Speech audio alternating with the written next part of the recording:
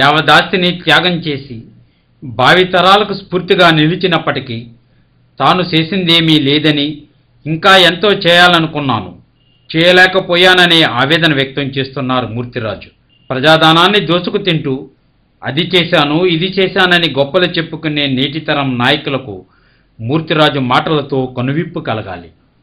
ఇంకా చేయాల్సింది చాలా మిగిలిపోయింది. ఎంత చేయాలని చేయలేకపోయాను అంతే.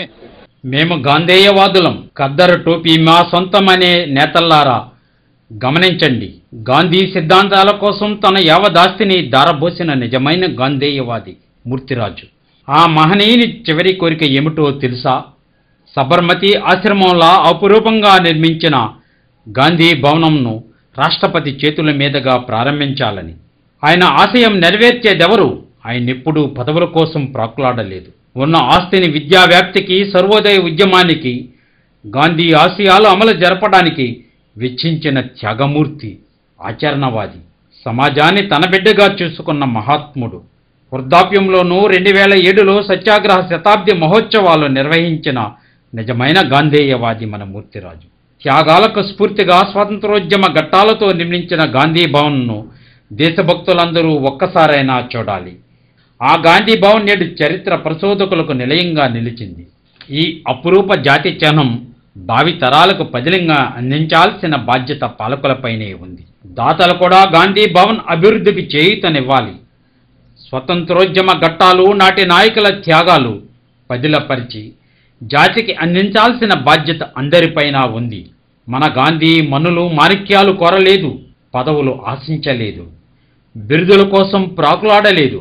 గాంధీజాన్ని సమాజానికి అందించాలనే నిరంతరం తపన అయినది. ఆ మహనీయునికి భారతరత్న పురస్కారం అందిస్తే యావత్ భారతదేశంలో గాంధేయవాదులందరూ ఎంతో సంతోషిస్తారు. శాంతి సామరస్యాల కోసం, గాంధీ సిద్ధాంతాల కోసం, విద్యా వ్యాప్తి కోసం యావదాస్తిని, శక్తిని దారబోసిన ఆదర్శనీయుడు, స్ఫూర్తి ప్రదాత, మానవతా మూర్తిరాజుకు హ్యాట్సప్. रघुपति राघव राजा राम, पतित पावन सीताराम, ईश्वर अल्लाह तेरो नाम, सबको सन्मति दे भगवान।